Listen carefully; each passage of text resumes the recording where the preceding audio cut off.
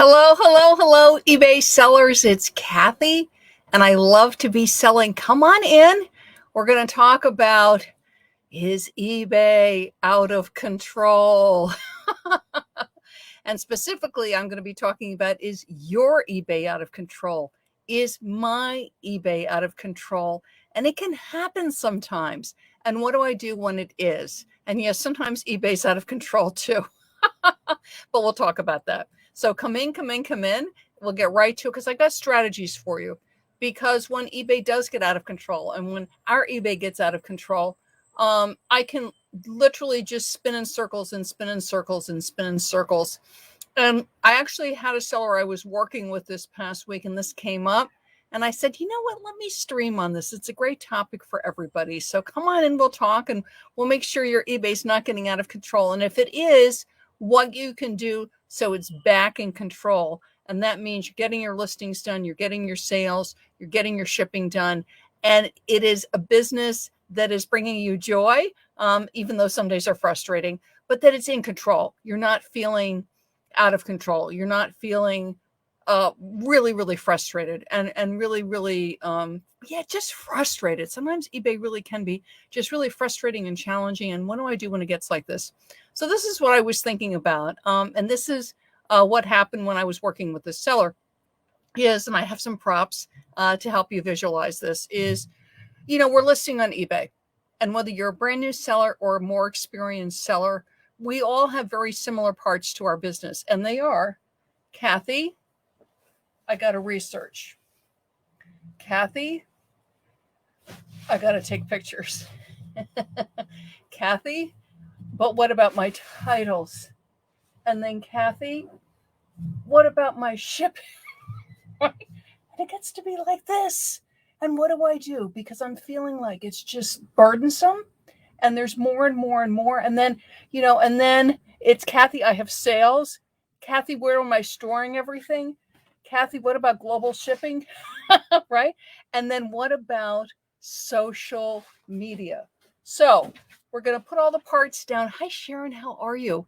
And we're going to talk about it so that your eBay is in your control. So regardless of what you are selling, regardless of whether you are new, regardless of whether you are a more experienced seller, first question, do I have inventory? Do I have things in my possession that I can sell? Do I have them right now, or am I in a position, and that's a nice one, which means you'd be getting a lot of sales, where I need to get more inventory in. But do I have inventory? And some people don't. They have sold everything. So do I have inventory? If you have inventory, then the next question is, get it listed, right? And what happens sometimes is you got a lot of inventory, and this is where the overwhelm. So back to the pile of pillows, right? This is where the overwhelm can come, is I've got all this inventory and I sort of don't know where to start. And what happens is you just sort of stare at it. So you're staring at the room, you're staring at the garage, you're staring at your basement, you're staring at the boxes and the piles, and you just feel completely overwhelmed, which is, I've got all this inventory. So my first thought is stop shopping. Okay. If you are still shopping, even though you have roomfuls of inventory, at least get very, very selective about what you're buying. Because just realize that when you're doing that, you still literally have roomfuls and boxfuls of inventory that is not listed. I do know, in addition, when you have a lot of unlisted inventory, there are sellers where their inventory acquisition, where they're buying inventory, is seasonal. Some sellers that I work with just shop a lot in spring and summer because they source a lot from yard sales, estate sales, outdoors and live. So they might end up with rooms and rooms of inventory, but then they spend all winter listing. So just know that if you have a season or a cycle to your listing and your selling, but if you have roomfuls of inventory and you really want to keep shopping, just be very, very selective. Because when you look at those roomfuls of inventory and you look at those boxes of inventory and the closets of inventory, that is cash. That is money that is literally sitting there waiting to be made. And you're looking at cash. So the quicker I can get it up and get it sold, then the faster I'm going to have that cash in my pocket. And that's money for me, for my family, for our needs. So that's my first thought on that. So let's just assume you have inventory. Then the next thing is, well, what do I do? Like, how can I get this stuff listed and get it listed fast? Is sort it.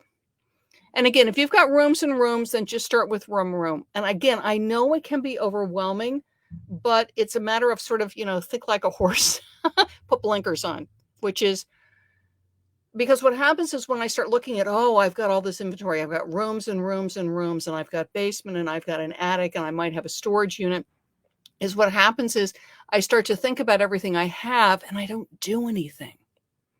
I just get overwhelmed. And if I can take that energy and just go, yes, I have a lot, but I'm going to do something today.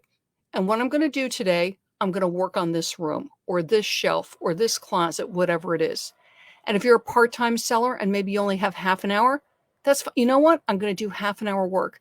It is better to do the half an hour 2 or 3 times a week regularly with the research and the listing than to allow yourself to get overwhelmed and maybe you only have those 3 hours and you end up spending an hour just being overwhelmed and feeling frustrated and anxious and just overwhelmed, rather than I can take that energy and go, you know what? I got 5 listings up today. Okay. I researched those 3 things that I've just been wondering what on earth they are and found out they're worth a lot of money. Yay! And got it listed. So that half an hour, take it out. And what I suggest to people when I work with clients and I work with my members, look at the items and look at the ones, 2 things that are going to make me the most money. And again, if you're new, just look at it like I think this will probably make me more money. Do your best guess. Again, don't be spinning in circles. Just grab 5 things if you're not sure. But if you've been selling for a while, grab the ones you think are going to make you the most money. And the other thing is, particularly when you're feeling overwhelmed, grab the ones that are the easiest to list and the easiest to ship. Because what you want to do is to start creating momentum. When I get overwhelmed, I stop. And then I also just feel tired and I can get depressed. And what it's about is the work that I'm looking at. And if I just allow myself to break it into chunks, then I start to feel good. You know what? I got those 3 things listed. Okay, I still have 30 or 40 or 50 or 100 or a couple hundred, but those 3 got up or those 4 got up. That's progress. Better to get those 4 up than to just sort of stare at everything. So grab it. The other thing is, as you're working through things, you might find some things really aren't worth any money. I was talking with a seller that discovered an entire bag of items that really was just junk, that really didn't have any value. It just was very, very low, $9.99 or less with free shipping. And that's low because that means you're maybe making $1, when you're going to have to you're going to have to pose whatever the item is. You're going to have to take pictures of it. When things are really low ticket, unless it's something you can put into a lot, sometimes you could put children's toys in a lot or puzzles in a lot or clothing in a lot, is, what, you take the bag and you put the items in the bag and you're going to go and donate it to a shelter or to a thrift shop and somebody else can get a blessing and it's out of your house. So as you sort, what's going to make me money? What's easy to list? What's easy to ship?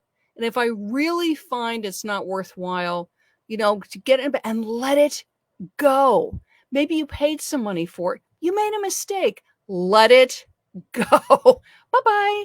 Bye-bye. That's out of the house, right? Room. Yay. Progress. So I have inventory.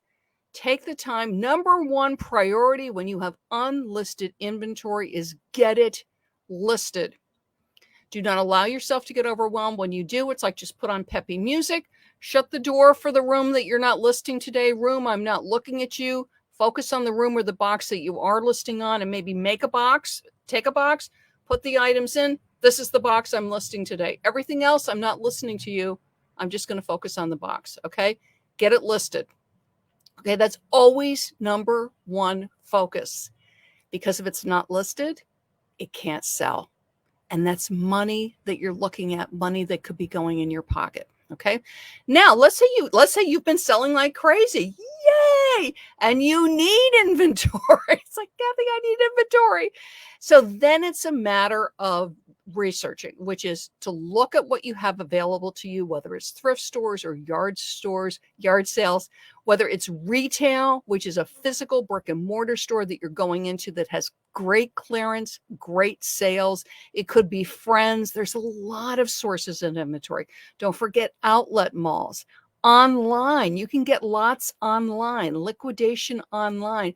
People, sellers, sell things in lots online. I'll have several sellers during the year come to me. Sometimes people are moving, so they're still actively selling, but they have a lot of inventory and they don't want to take it all with them when they move.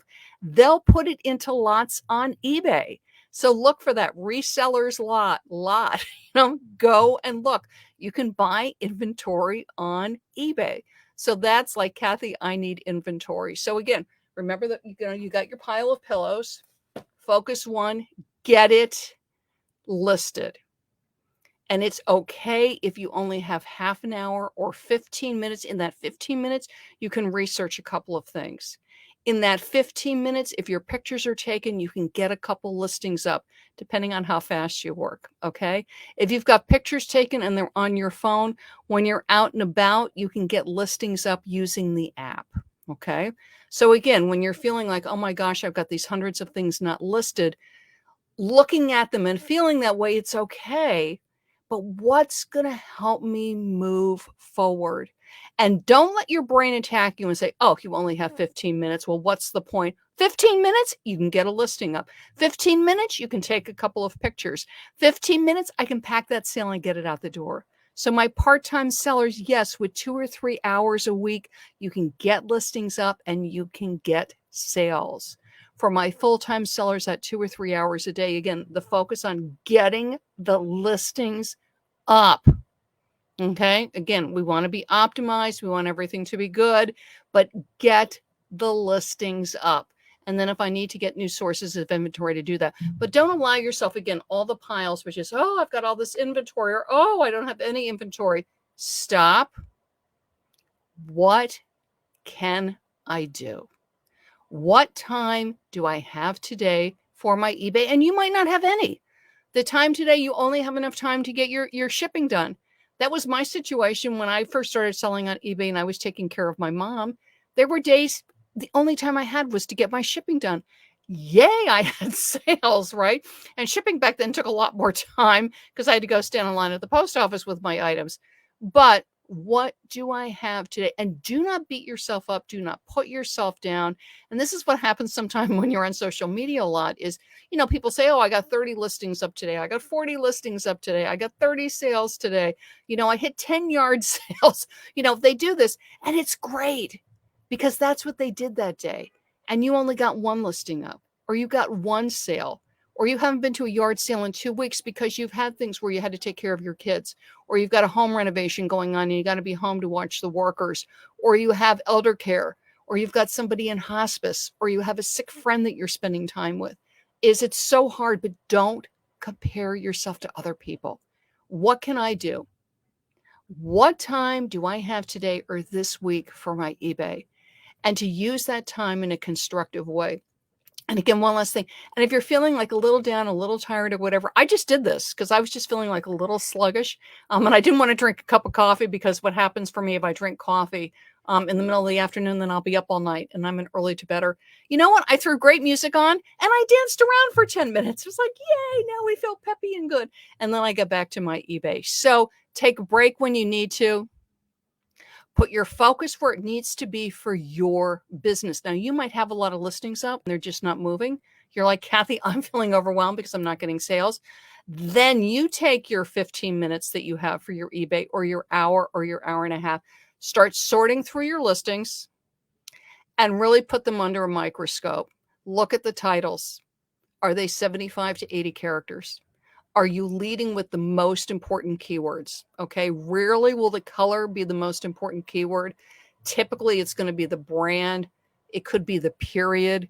Rarely will it be the condition. I was working with somebody the other week and they had new as their first keyword. That's not a good idea. Again, You really typically would want your brand. Sometimes the period is a good keyword to lead with, like mid-century modern or Victorian or Edwardian, depends on the item.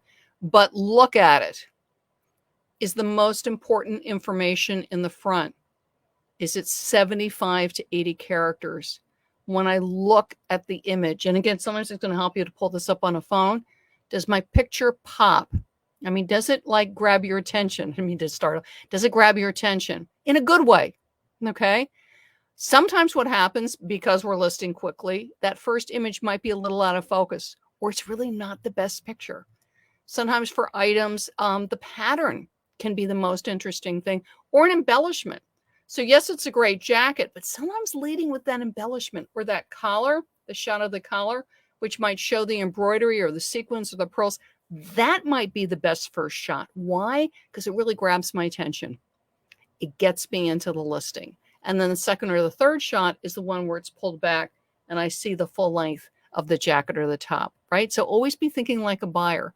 You know, what's the most distinctive thing about this item? And it can be pattern, embroidery. It could be a very unusual label. You know that if they see the label, because it's vintage and it's very unusual, that it's going to grab their attention because there's not a lot like that. So again, always be looking at it. What's the most important thing? But you're listing. And again, if you've got to walk away and take a 5-minute break, put on some peppy music, right? Put on some bright colors, cheer yourself up, okay? You can do this, because all that inventory that's not listed is money. You're literally looking at cash piles when you look at that, and not to depress yourself, okay? Because if you've got a couple hundred or a couple thousand unlisted, is what can I do today? If I can only, and sometimes I'll play the game, you know, I'm thinking, you know, and I call myself Catherine because that's what my parents would call me when they're trying to get my attention, Catherine. So I'll be like, okay, Catherine, what can you get done today? And I'm like, so can you get 3 listings up or 4 listings up? And I'll be like, okay, I think I can do that. And then what happens sometimes is by getting those 4 listings up, or maybe I only get 3 up, then I go, and then you sort of get on a roll. Okay. So get it listed, whatever that takes, but look at your day. Like, when do you have that 15-minute chunk or that half an hour chunk to give to your eBay? And if you have a lot of things going on in your life, you may not have that today. So then the only thing that you're going to do, because every day, of course, we're going to get our sales out, get the shipping done. If you've got your items on a Facebook business page or Pinterest or whatever, you might be able to do a little social media, because that can be easier on your phone, as I'm playing, right? My fingers on a phone. You might be able to do that on a phone. But then the next day, you do have a half an hour segment or an hour segment where you can spend more time listing. But getting those listings up is crucial, because then it's available for sale. It's great to have an inventory, and it's great to know it's worth $100 or $500 or whatever it's worth. But if it's not listed, it's not getting you the cash. And then once you do have your listings up, like I said, there are things like the titles and the pictures that really help your items to stand out in eBay search. And I have some great tips for you on my website, ilovetobeselling.com. So if you hop over there, you'll see the banner for Dominate eBay Search and Win More Sales. It is my free guide in PDF. And it gives you very easy to do. You can go right down them. And I've included some very foundational tips to help all levels of sellers. And then I have some more advanced tips for my sellers that have been selling for a while. So do go over to my website and grab Dominate eBay Search and Win More Sales. And Vicki says, I have a lot of inventory too. It happens sometimes, Vicki. I've been working on it, but it's slow going because I still thrift. And I'm really picky on what I buy. Vicki, I think that is great. And I was talking to one of my friends who sells really high-end collectibles. And she typically always has a good chunk of unlisted inventory. And we were talking, and she said, no, she actually does keep shopping. But like you were saying, she's very, very picky about what she picks up. Because, again, especially when you're selling unique collectibles, sometimes, you know, you come across something you know is a really wonderful item that has a really good price margin, which means you're making really good money. And you want to be able to pick that up because you know it's going to make you good money.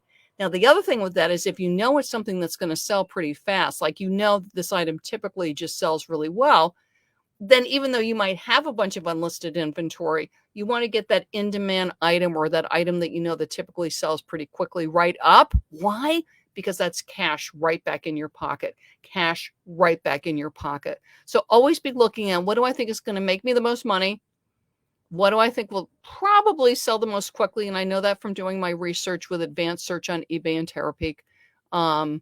But yes, always keep an eye out for that unique collectible or that unique item that might make me some really good money.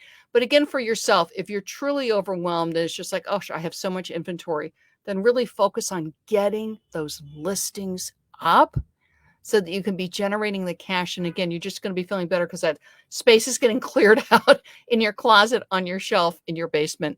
And grab my tips. Dominate eBay search and win more sales. And then your eBay, my pillows are all on the floor now, will not feel so out of control. Bye-bye, everybody.